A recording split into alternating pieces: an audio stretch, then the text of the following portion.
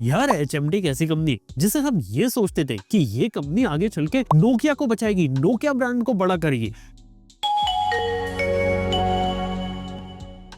लेकिन आज के समय में HMD की बात करें तो इसके मोबाइल फोन्स कहाँ ही देखने को मिलते हैं। एक अच्छा फोन बताओ तो इन्होंने जो पिछले कुछ समय में यहाँ पे लॉन्च किया। आज के समय में HMD को छोड़ के लोग हर एक कंपनी के फोन, यहाँ तक कि लावा के फोन्स को भी यूज करना पसंद करते हैं, लेकिन HMD के पास कोई भी नहीं आता। और HMD को हमेशा से एसोसिएट करके देखा जाता था नोकिया के साथ, क्योंकि एक जमाने में HMD के जो फोन्स आते थे वो नोकिया ब्रांडिंग के साथ आते थे। कंपनी तकरीबन 2016 में शुरू हुई थी और 2016 में ही यहाँ पे HMD ने नोकिया का ब्रांड नेम और लाइसेंस ले लिया था 10 साल के लिए, कि आने वाले 10 साल तक नोकिया ब्रांडिंग के अंदर सिर्फ हम ये जो यहाँ पे मोबाइल फोन्स निकाल सकते हैं, बाकी एक्चुअल असली नोकिया से इसका कोई लेना देना नहीं था। क्योंकि सिर्फ HMD के अंदर उन लोगों ने इस कंपनी को शुरू किया गया था जो पुरानी जो नोकिया थी जिसे माइक्रोसॉफ्ट ने खरीदा था, उसके कुछ एक्स एम्प्लॉइज थे और उन्हें लगा था कि उन्हें मोबाइल फोन बनाना आता है और आसानी से मोबाइल फोन यहाँ पर बेच लेंगे। और सबसे बड़ी बात यह कि नोकिया ब्रांडिंग का फायदा यहाँ पे उठा सकते थे, क्योंकि जो नोकिया है वो बहुत ही पुराना ब्रांड था, उसे कई सालों से लोग जानते थे और लोगों के मन में उसका एक नॉस्टैल्जिया फैक्टर था। और उसी नॉस्टैल्जिया को कैश इन करने के लिए HMD को बनाया गया था। यानी कि HMD का मतलब था ह्यूमन मोबाइल डिवाइसेस, यानी कि हम ह्यूमंस के लिए मोबाइल फोन और डिवाइसेस बनाएंगे, बस उस पे हम नोकिया की ब्रांडिंग लाएंगे। और शुरुआती कुछ दिनों में नोकिया के फोन्स काफी ज्यादा अच्छे थे। मैं बात करूं 2017 और 18 की, इवन 19 तक कुछ ऐसे फोन्स निकले थे जिसके अंदर नोकिया के फोन्स के अंदर काफी अच्छी ड्यूरेबिलिटी थी, प्रोडक्ट अच्छा हुआ करता था, यहाँ तक कि आपको स्टॉक एंड्रॉइड देखने को मिलता था, एंड्रॉइड 1 प्रोग्राम चलता था, तो एंड्रॉइड 1 प्रोग्राम के साथ भी नोकिया ने अपने मोबाइल फोन्स को उतारा था। लेकिन फिर जब 2020 तक आते आते कंपनी जब पैंडेमिक हिट करती है ना, तब उसको देख के लगता है कि यार नोकिया के फोन्स में वो बात रही नहीं, क्योंकि उसके बाद क्या रहता है, चिप शॉर्टेज, मार्केट में कंपटीशन आता है, कई सारी कंपनीज एग्रेसिव हो जाती है, 5G की एंट्री होती है इंडिया के अंदर और मार्केट और ज्यादा कंपेटिटिव होने लगता है। और देखा जाए तो HMD के लिए शुरुआती दिनों में प्रायोरिटी पूरा ग्लोबल मार्केट था। उन्होंने डिसाइड किया था कि हम शुरुआत में यूरोप में बेचेंगे, अमेरिका में भी बेचेंगे। जितना तेजी से ग्लोबली एक्सपेंड कर रहे थे ना, ये गलती हो गई। जैसे कि अमेरिका से ऑलरेडी ये लोग एग्जिट कर रहे हैं, लेकिन उन्होंने बोला है कि हमारा ये जो एग्जिट है सिर्फ US मार्केट के लिए, लेकिन हम बाकी जगह हम ऑलरेडी अवेलेबल रहेंगे। इसके साथ ही अगली जो प्रॉब्लम आती वो आती नोकिया के साथ, कि बाद में उन्हें समझ में आता है कि यहाँ पे नोकिया ब्रांडिंग का यूज करके वो ज्यादा मार्केट में पॉपुलर नहीं हो पा रहे, क्योंकि in the end fundamental problem ये थी कि ये लोग अपने मोबाइल फोन्स को उतना ज्यादा अच्छा और कंपेटिटिव नहीं बना रहे थे। उसके कंपैरिजन में जो चाइनीज कंपनीज है वो ज्यादा बेटर प्रोडक्ट्स को ऑलरेडी निकाल रही है और अपनी ब्रांडिंग को भी बेटर कर रही है, साथ ही साथ अपने अंदर इनोवेशन भी लेकर आ रही है, जिस वजह से उनसे हेड टू हेड टकरा पाना बहुत ही ज्यादा मुश्किल हो जाता है। इस वजह से HMD का जो डायरेक्शन है थोड़ा सा सस्टेनेबिलिटी, रिपेरेबिलिटी, ड्यूरेबिलिटी इस तरफ थोड़ा चला गया, रॉ स्पेसिफिकेशन से थोड़ा सा हट गया। इवन देखा जाए तो चाइनीज कंपनीज ने इतनी तेजी से यहाँ पे ग्रोथ दिखाई कि यहाँ पे तेजी से अलग अलग और इनोवेटिव फोन मार्केट में निकलना शुरू करे। चाहे हम बात करें Xiaomi की, पोको की, रियलमी की, वीवो की, ओप्पो की, ये कंपनीज ऐसे की मार्केट में तेजी से एक्टिव रहती है और लगातार मोबाइल फोन्स मार्केट में निकालती रहती है। और एक बात बताऊं, यहाँ पे जो कंपनी रहती है ना, मोबाइल फोन इतने ज्यादा यहाँ पे प्रोड्यूस करती है कि यहाँ पे उनसे लड़ पाना किसी भी दूसरी कंपनी के लिए डिफिकल्ट हो जाता है। और HMD जो कि यूरोपियन फिलॉसफी के साथ आई थी, जो बिल्कुल ही धीरे धीरे स्लोली काम करती है, और चाइनीज की बात करें जो बहुत ही फास्ट काम करते हैं और क्रेजी स्पेसिफिकेशन नंबर गेम खेलते हैं, उनसे लड़ पाना HMD के लिए काफी दुख वाली बात हो गई, क्योंकि इतना आसान नहीं कम्पीट कर पाना।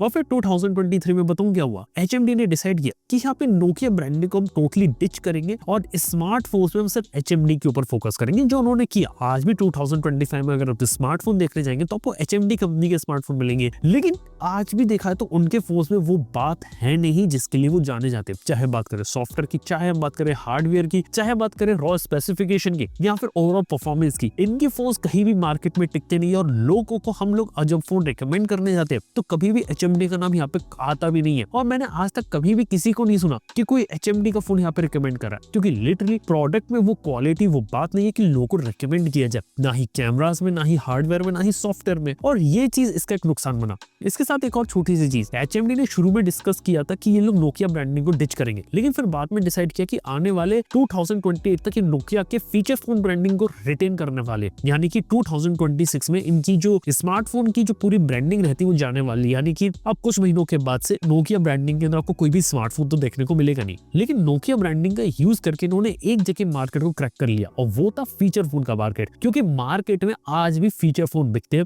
आज भी जो फीचर फोन है वो छोटा मार्केट है, लेकिन फिर भी लोग उसमें फोन खरीदते हैं क्योंकि लोगों को ना कई बार एक बटन वाला कीपैड वाला फोन चाहिए जिसकी बैटरी लंबी चले और उसमें कोई फालतू फीचर नहीं चाहते। वो चाहते हैं बस कॉल है, SMS है, बस इससे ज्यादा कुछ नहीं चाहिए। और उसी बेसिक नीड को कैटर करने के लिए इंडिया में आज भी फीचर फोन अवेलेबल है और उसी चीज में नोकिया आज भी खेलता है। देखा जाए तो HMD ने नोकिया ब्रांडिंग का यूज फीचर फोन में करने वाले 2028 तक, जिससे वहां पे नोकिया ब्रांडिंग के अंदर वो ज्यादा से ज्यादा फीचर फोन बेच सके। और सरप्राइजिंग चीज HMD ग्रुप के साथ इधर ये कि उन्होंने नोकिया ब्रांडिंग के अंदर ज्यादा फोन यहाँ पे फीचर फोन में ज्यादा बेचे, स्मार्टफोन में बिल्कुल सक्सेस नहीं मिली, लेकिन जहां मिली वो थी नोकिया के फीचर फोन। और नोकिया के फीचर फोन के अंदर उन्होंने यहाँ पे पास में नोकिया के पुराने फोन्स को भी रिवाइव किया था। याद है नोकिया 3310 को दोबारा से लाए और ऐसे जो पुराने नोकिया के फोन्स थे उनको भी रीइंट्रोड्यूस किया गया था ताकि लोगों के नॉस्टैल्जिया फैक्टर पे खेला जा सके। लेकिन क्या हुआ कि स्मार्टफोन्स वाली रेस शुरू करी थी, लेकिन फीचर फोन उन्होंने नॉस्टैल्जिया के लिए खेला। लेकिन हुआ क्या अपोजिट कि लोगों ने स्मार्टफोन तो अब लेना बंद कर दिए या बहुत ही कम कर दिया, लेकिन फीचर फोन में इंटरेस्ट ज्यादा दिखाने लगे, जिस वजह से कंपनी फीचर फोन के ऊपर ज्यादा बड़ा पिवट ले लिया। इस वजह से फीचर फोन वाले मार्केट में HMD, लावा और आईटेल ये तीनों ऐसी कंपनीज है जो इंडिया में बहुत ही ज्यादा अच्छा करती है। यस, लावा और आईटेल के भी फीचर फोन मार्केट में मिलते हैं और हाँ जियो के भी बजट वाले सस्ते फीचर फोन आते हैं, उनको भी लोग लेना पसंद करते हैं। लेकिन हम उनमें सिर्फ जियो का सिम या 4G सिम चलता है। किसी को अगर 2G पुराना नेटवर्क यूज करना है तो उसके लिए यहाँ पे इन लोग अपने नॉर्मल दूसरे कंपनीज के फीचर फोन्स को यूज करते हैं। तो यस, ये चीज भी मार्केट में चल रही है। इसके साथ ही बात की जाए तो क्या आने वाले समय में क्या HMD ग्रुप की तरफ से कुछ बड़ा कुछ धमाकेदार हो सकता है? हाल फिलहाल बात की जाए तो यूएस वाले मार्केट से एग्जिट लिया है, इंडिया वाले मार्केट में बने हुए हैं, इंडिया में R&D सेंटर वगैरह भी ओपन किया, लेकिन ऐसा कुछ बड़ी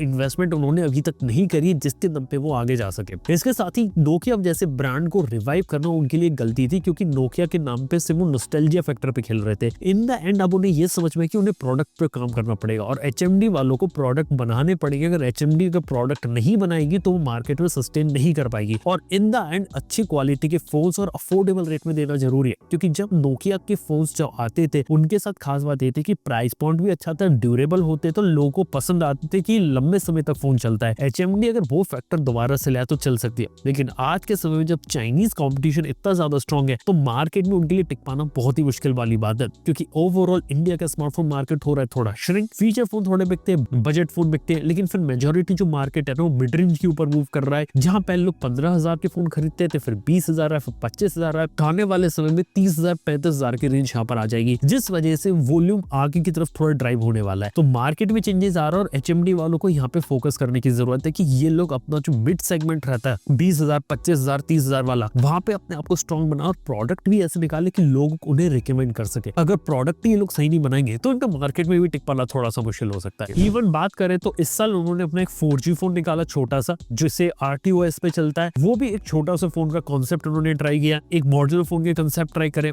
और HMD ने कुछ अपनी नई series Skyline, Bold, Sage, Fuse नाम के कुछ फोन यहाँ पे निकाले, लेकिन देखा जाए तो एक मिक्स है मिड रेंज फोन का, इसमें कुछ ऐसे खास नहीं है और इसके अंदर इन्होंने थोड़ा सा रिपेयर फ्रेंडली उसे रखा है। लेकिन ओवरऑल बात की जाए तो आज के समय में उनको अपना जो फोकस होता है ना थोड़ा यूरोपियन मार्केट से हटा के इंडिया के ऊपर करना चाहिए और इंडिया और एशिया वाले मार्केट को थोड़ा टैकल करना चाहिए, जहाँ पे अच्छी क्वालिटी का प्रोडक्ट अगर सही दाम पर निकाले तो चल सकता है। अगर HMD वाले अपनी इस चीज को यहाँ पर अगर क्रैक कर लेते तो आगे चल के एक अच्छा ब्रांड भी बन सकते हैं, इंडिया के टॉप 10 फोन मार्केट में भी अपनी एंट्री ले सकते हैं। लेकिन अगर नोकिया की पुरानी स्ट्रेटेजी पर चलते रहे कि हम तो फोन निकाल लेंगे, हम लेगेसी प्लेयर है, हमारा इसमें फोन चलना चाहिए, तो शायद मार्केट को लूज कर जाए। और आज के समय देखा जाए तो चाइना के बाहर बाकी जितने भी फोन ब्रांड्स है ना ज्यादातर स्ट्रगल ही करते हैं, क्योंकि चाइनीज कंपटीशन से लड़ पाना थोड़ा मुश्किल भी रहता है, क्योंकि सारा सप्लाई चेन का कंट्रोल चाइना के पास है। लेकिन मैं कहूंगा कि चाइना से लड़ पाना थोड़ा मुश्किल है, लेकिन नामुमकिन बिल्कुल भी नहीं है। अगर सही स्ट्रेटेजी बनाई जाए, सही फोन निकाले जाए तो आप यहाँ पे अच्छा खेल सकते हो। लावा जैसी कंपनी का एग्जांपल है, लावा इंडिया के फोन मार्केट से बिल्कुल ही गायब हो गई थी, लेकिन